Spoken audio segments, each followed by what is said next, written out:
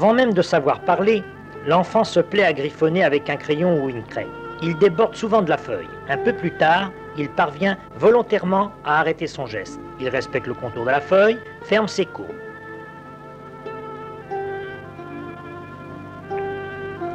Vers 3 ou 4 ans, l'enfant cherche à représenter quelque chose. C'est le plus souvent un bonhomme. Le premier stade du bonhomme est un cercle maladroit, représentant à la fois la tête et le corps. Bras et jambes y prennent appui. C'est le bonhomme têtard.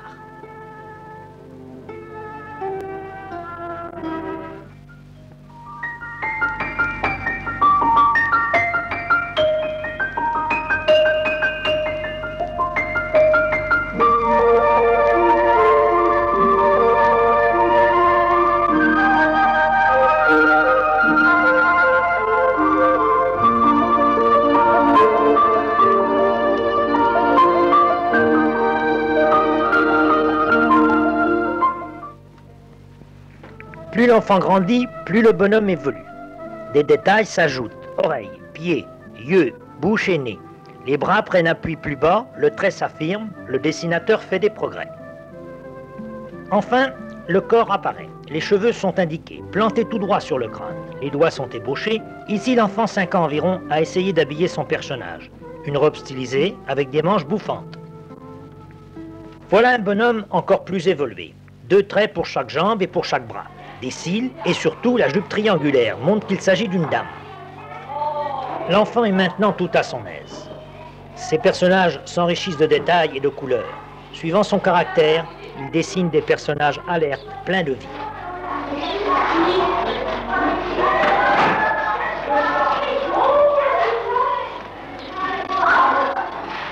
Ou, au contraire, des bonhommes figés et sévères, statiques, peu colorés. Le personnage que vous voyez n'est orienté ni vers la droite ni vers la gauche. Il ne tient rien dans les mains, il n'a pas de profil. L'enfant ouvert, épanoui, sensoriel comme on dit, dessine des personnages colorés, dans un univers riche. Fleurs, arbres et surtout le soleil jaune. L'enfant du type rationnel s'extériorise plus difficilement. Son dessin est détaillé.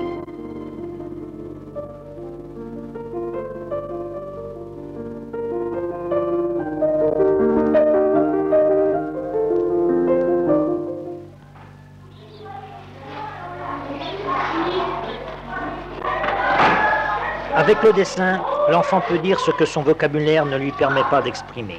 La gaieté des couleurs, le bouquet tendu sont encore plus éloquents que le bonne fête moment, écrit d'une main un peu maladroite.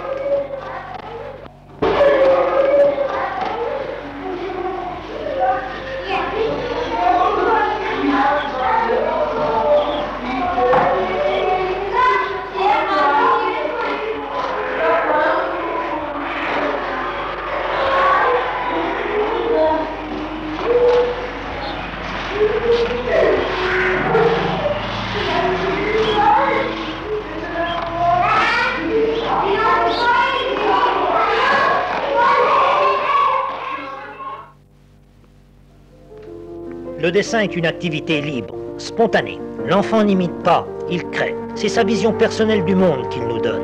C'est sa propre personnalité qu'il exprime en même temps. Différents tests, fondés sur le dessin, permettent aux psychologues d'utiles diagnostics pour soigner certains troubles psychologiques. Mais c'est là le domaine du spécialiste. Il serait dangereux que les parents tentent d'interpréter eux-mêmes les dessins de leurs enfants. Qu'ils sachent qu'un dessin d'enfant ne se juge pas d'après nos critères d'adultes. La ressemblance avec la réalité, telle que nous la voyons, n'existe pas toujours. C'est pourquoi on ne doit jamais dire à un enfant que son dessin est laid. Il ne comprendrait pas. Il en serait humilié injustement, car pour lui, il l'a fait vrai.